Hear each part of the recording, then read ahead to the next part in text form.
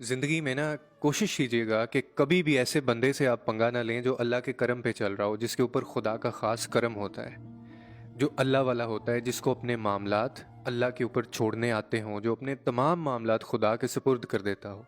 आपको ऐसे शख्स से पंगा बिल्कुल नहीं लेना, क्योंकि ये अल्लाह के करीब होते हैं बहुत सारे लोग। और इशफाक अहमद साहब से भी एक पूछा गया था एक दफ़ा, उनकी किताब में भी इसका ज़िक्र है। वो कहते हैं कि ऐसे शख्स से आपको बिल्कुल पंगा नहीं लेना जो करम के ऊपर चल रहा होता है अल्लाह ताला के। फिर उनसे किसी ने सवाल किया कि अशफाक साहब, ये जो करम होता है ये कैसे पता चलता है कि इस अल्लाह का करम है किसी शख्स के ऊपर? तो आगे से आपने फरमाया कि इसका तो कोई फार्मूला नहीं है कि अल्लाह का करम किन लोगों के ऊपर होता है या कौन लोग करम वाले होते हैं, लेकिन हाँ, मैंने जो मुशाहिदा किया है वो कहते हैं कि मैं वो आपके सामने रख देता हूँ यानी मैंने जिस जिस को भी देखा है जो करम वाला था, जिसको मैंने करम वाला पाया, उनकी मैं कुछ निशानियां आपको बता देता हूँ। ऐसे लोगों से आपने कभी पंगा नहीं लेना, ऐसे लोगों को कभी आपने तंग नहीं करना, बिला वजह उनको तकलीफ अजियत नहीं देनी आपने, क्योंकि इनका डायरेक्ट अल्लाह के साथ ताल्लुक होता है। अब उन्होंने कहा वो कौन सी ऐसी चीज़ें थीं? आपने कहा कि जब भी मैंने कोई ऐसा बंदा देखा जिसके ऊपर रब का अल्लाह का करम था, मैंने उसको आजिज़ पाया हमेशा। पूरी अकल होने के बावजूद बहुत सीधा सा बंदा, कभी यानी अपने आप को वो इतना स्मार्ट नहीं समझेगा, बिल्कुल सीधा साधा होगा और अपनी अकल को इस्तेमाल ज़रूर करेगा, लेकिन अपने आप को समझेगा नहीं कि मुझे सब कुछ पता है। नहीं, बहुत ज़्यादा तेज़ी नहीं दिखाएगा, फिर उलझेगा नहीं मामलात के अंदर, आपको रास्ता दे देगा, कभी अड़ेगा नहीं आपके आगे। गुस्से में आप ऐसे बंदे को कभी नहीं देखेंगे, अगर गुस्सा आएगा भी तो पी जाएगा। ऐसे लोगों पे अल्लाह का करम होता है। फिर कहने लगे कि इखलास वाला होगा, गलती को मान लेगा, कभी अपनी बात पे अड़ेगा नहीं, मुखलिस आपको होगा, हमेशा रिश्ते निभाने वाला होगा, झूठ नहीं बोलता होगा, हमेशा सरेंडर करने पे यकीन रखता होगा, अना का मसला कभी नहीं बनाएगा।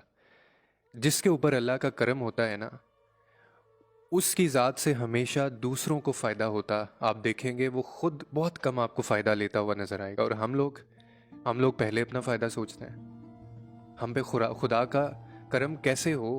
हम वो जो प्रोटोकॉल्स हैं, हम जो रिक्वायरमेंट्स हैं, वो पूरी नहीं कर रहे।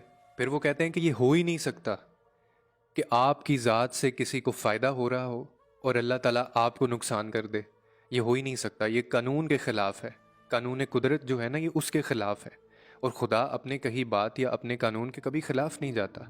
ऐसे लोगों के ऊपर खुदा का करम होता है और ऐसे लोगों से आपको डरना चाहिए, क्योंकि ऐसे लोगों के वकील जो होते हैं ना, वो लोग नहीं होते, खुदा खुद होता है। इशफाक साहब कहते हैं कि मैंने करम वाला जो बंदा होता है ना, मैंने उसको हमेशा एहसान करते देखा है।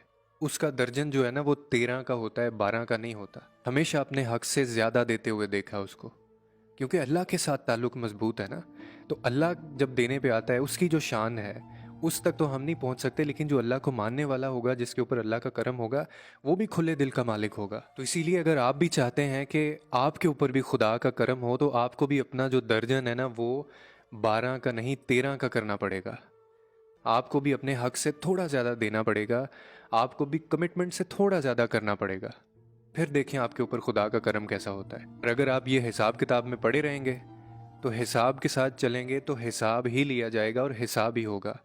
और जो दिल का कंजूस बंदा होता है ना, उसके लिए ये सारी कायनात कंजूस होती है, और दिल के सखी के लिए ये पूरी कायनात ख़जाना है, और उसके माल के अंदर, उसकी दौलत के अंदर कभी कमी वाक़या नहीं होगी। जैसे खुदा के पास किसी चीज़ की कमी नहीं है ना, तो जो उसको मानने वाले हैं ना, जिसके ऊपर अल्लाह का करम होता है, उनकी ज़िंदगी में भी माल, दौलत, रिश्ते, इखलास और जितनी भी चीज़ें वो दे सकता है, कभी उन चीज़ों में कमी नहीं आएगी, हमेशा उसको ज़्यादा ही मिलेगा।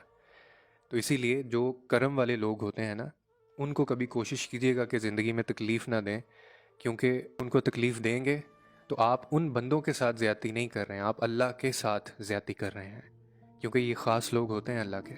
और कोई अगर आप भी चाहते हैं कि आपके ऊपर करम किया जाए, तो आपको ये सारी चीज़ें जो मैंने बातें अभी बताई हैं, आपको ये अपनानी पड़ेंगी, फिर करम होगा अल्लाह का आपके ऊपर।